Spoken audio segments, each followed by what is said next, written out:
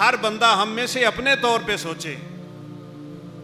میں اپنے دین کے بارے میں کتنا جانتا ہوں، کتنا پہچانتا ہوں، اور پھر اس کے مطابق کیسے زندگی گزارتا ہوں۔ میرے شب و روز کیسے گزرتے ہیں، میرے لیل و نہار کیسے گزرتے ہیں، میرا اپنے رب سے تعلق کیسا ہے، میرا رسول اللہ صلی اللہ علیہ وسلم کے ساتھ کیسا تعلق ہے، میں فرمان الہی کو کتنا جانتا ہوں، میں نبی کائنات علیہ الصلوۃ والسلام کے فرمان کو کتنا پہچانتا ہوں، اس کے لیے میں کیا کر رہا ہوں، کیا تگ و دو کی جا رہی ہے، اس کے لیے میں کیا کچھ سمجھ رہا ہوں یا نہیں۔ یقیناً آپ یہ واقعہ جانتے ہوں گے کہ رسول اللہ صلی اللہ علیہ وسلم نے فرمایا، صحیح بخاری کی روایت ہے، کہ ایک شخص گائے کو لے کے جا رہا تھا، تو چلتے چلتے وہ گائے کے اوپر سوار ہو، گائے چلی نہیں، اس نے ڈنڈا پکڑا، اس کی پیٹھ پہ ڈنڈا مارا، تو گائے بول کے کہنے لگی، انا لم نخلق لہذا انما خلقنا للحرث، ہم اس کام کے لیے پیدا نہیں ہوئی جو تو ہم سے لینا چاہتا ہے، ہم تو کھیتی باڑی کے لیے پیدا ہوئی ہیں۔ لوگ تعجب سے کہنے لگے، سبحان اللہ، ان البقرہ یتکلم، گائے باتیں کرتی ہے۔ آپ صلی اللہ علیہ وسلم نے فرمایا، باوجود اس کے کہ ابو بکر عمر محفل میں نہیں تھے، فرمایا میرا اور ابو بکر عمر کا ایمان ہے کہ گائے باتیں کرے۔ یہ واقعہ ہمارے لیے کتنا بڑا سبق ہے۔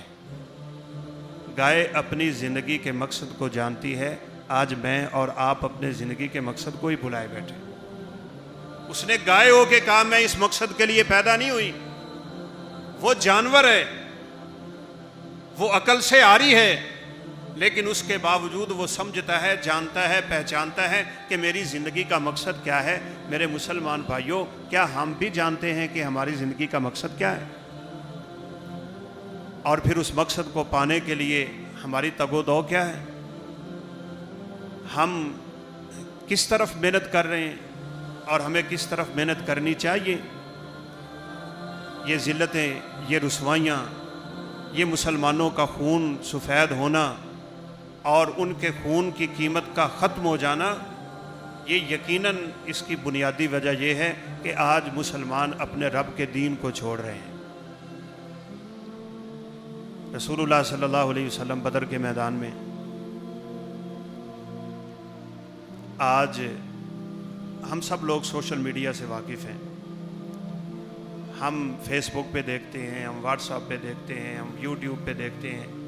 کہ ہمارے مسلمان بھائیوں کا کیا حال ہو گیا ہے۔ لیکن کیا اس وقت میں نے کبھی ایسے بھی کیا ہو کہ فجر کی نماز کے وقت اللہ کے سامنے کھڑا ہو گیا ہوں اور میں نے مصلی پہ اپنی جبین رکھ دی ہو، سجدے میں رو رو کے اپنے رب سے ان مسلمان بھائیوں کے حالات کے لیے دعائیں کی ہوں کہ یا اللہ ان کے حالات کو بدل دے، ان کے حالات پہ رحم کر، یا اللہ ہمارے مسلمانوں پہ اجتماعی طور پہ اپنی رحمتوں کا نزول کر دے۔ ہماری بدعمالیوں کی وجہ سے، ہماری بدکاریوں کی وجہ سے آج امت مسلمہ ذلت و رسوائی کے دہانے میں گرتی چلی جا رہی ہے۔ یا اللہ تو اس امت کو اس مصیبت سے چھٹکارا دے دے، وہی تو ہے وَإِن يَمْسَسْكَ اللَّهُ بِضُرٍّ فَلَا كَاشِفَ لَهُ إِلَّا هُوَ۔ آج تو میں اتنا بھی فریضہ ادا نہیں کر رہا، بس صرف سوشل میڈیا پہ تصویر کو آگے، پکچر کو آگے شیئر کر دینا، اس کے نیچے کوئی 2-4 کمنٹس لکھ دینا، اس کو میں سمجھتا ہوں کہ میں نے اپنا حق ادا کر دیا۔